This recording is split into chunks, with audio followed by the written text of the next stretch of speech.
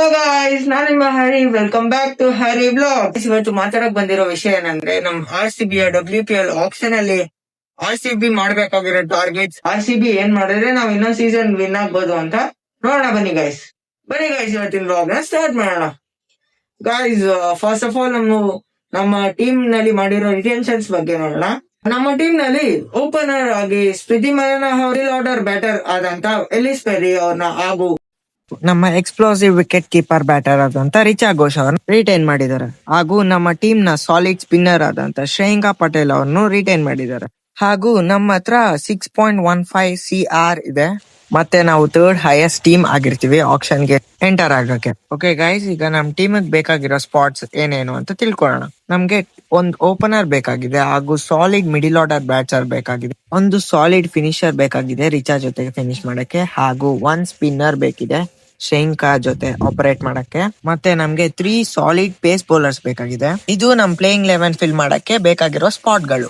Okay ಬನ್ನಿ guys, RCB ಅವರು ಯಾವ ಸ್ಪಾಟ್ ಗೆ ಯಾರ್ಯಾರು ಟಾರ್ಗೆಟ್ ಮಾಡಬೇಕು ಅಂತ ನೋಡೋಣ.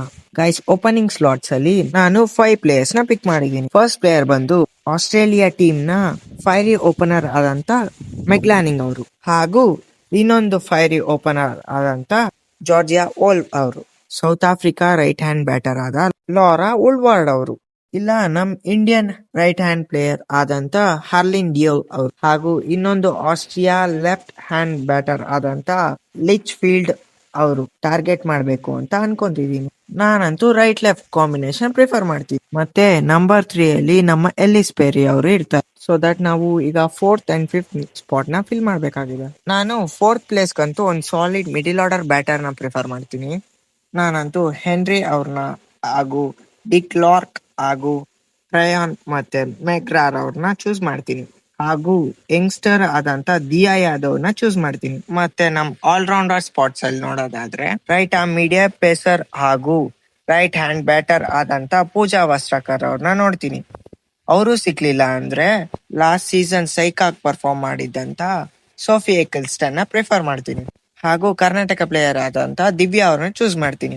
ಮತ್ತೆ ನಮ್ಮ ಬೌಲಿಂಗ್ ಯೂನಿಟ್ ನೋಡೋದಾದ್ರೆ ನಮ್ಗಂತೂ 2 ಸಾಲಿಡ್ ಸ್ಪಿನ್ನರ್ಸ್ ಹಾಗೂ 3 ಪೇಸರ್ಸ್ ಬೇಕಾಗಿದೆ. ಸ್ಪಿನ್ನರ್ ಸ್ಪಾಟ್ ಅಲ್ಲಿ ನಮ್ಮ ಹಳೆ RCB ಸ್ಪಿನ್ನರ್ ಆದಂತ ಆಶಾ ಶೋಭ್ನಾ ಅವ್ರನ್ನ ಚೂಸ್ ಮಾಡ್ತೀನಿ. ಮತ್ತೆ ಲೆಫ್ಟ್ ಆರ್ಮ್ ಸ್ಪಿನ್ನರ್ ಆದಂತ ಜಸ್ ಜಾನಸನ್ ಅವ್ರನ್ನ ಚೂಸ್ ಮಾಡ್ತೀನಿ. ಹಾಗೂ ನಮ್ಮ ಇಂಡಿಯನ್ ಲೆಫ್ಟ್ ಆರ್ಮ್ ಸ್ಪಿನ್ನರ್ ಆದಂತ ರಾಜೇಶ್ವರಿ ಗೈಕ್ವಾಡ್ ಅವ್ರನ್ನ ಚೂಸ್ ಮಾಡ್ತೀನಿ. ಸೊ ದಟ್ ಈ ಪ್ಲೇಯರ್ಸ್ ನ ಸ್ಪಿನ್ನರ್ ಸ್ಪಾಟ್ಸ್ ಅಲ್ಲಿ ಪಿಕ್ ಮಾಡ್ತಾರೆ ಅಂತ ಅನ್ಕೊಂಡಿದೀನಿ. ಮತ್ತೆ ಪೇಸ್ ಬೌಲರ್ಸ್ ಕಡೆ ನೋಡೋದಾದ್ರೆ ಇಂಡಿಯನ್ ರೈಟ್ ಆರ್ಮ್ ಪೇಸರ್ ಆದಂತ ಅರುಂಧತಿ ರೆಡ್ಡಿ ಅವರು, ಹಾಗೂ ರೈಟ್ ಆರ್ಮ್ ಪೇಸರ್ ಆದಂತ ಕ್ರಾಂತಿ ಗೌಡ್ ಅವರು, ಹಾಗೂ ರೈಟ್ ಆರ್ಮ್ ಇಂಗ್ಲಿಷ್ ಪೇಸರ್ ಆದಂತ ಲಾರಾ ಬೆಲ್ ಅವರು, ಹಾಗೂ ಇಂಡಿಯನ್ ಪೇಸರ್ ಆದಂತ ರಾಧಾ ಯಾದವ್, ಹಾಗೂ ಬ್ಯಾಕಪ್ ಗಾಗಿ ಅನ್ಶು ನಗರ್ ಅವ್ರನ್ನ ಪಿಕ್ ಮಾಡ್ತಾರೆ ಅನ್ಸುತ್ತೆ. ಸೊ ದಟ್ ಈ ವರ್ಷನೂ ವಿನ್ ಆಗ್ಬೋದು. ನೋಡೋಣ ಗೈಸ್, RCB ಅವ್ರು ಏನ್ ಮಾಡ್ತಾರೆ ಅಂತ. ಇದು ನನ್ನ ಪ್ಲೇಯಿಂಗ್ 11 ಆಗಿರುತ್ತೆ. ನಿಮ್ಗೆ ಯಾವ ಪ್ಲೇಯರ್ ನ ತಗೊಂಡ್ರೆ ಒಳ್ಳೇದು ಹಾಗೂ ಯಾವ ಪ್ಲೇಯರ್ ನ ತಗೋಬಾರ್ದು ಅಂತ ಕಮೆಂಟ್ಸ್ ಅಲ್ಲಿ ತಿಳಿಸಿ. ಅಷ್ಟೇ ಗೈಸ್, ಸ್ಟೇ ಟ್ಯೂನ್ಡ್.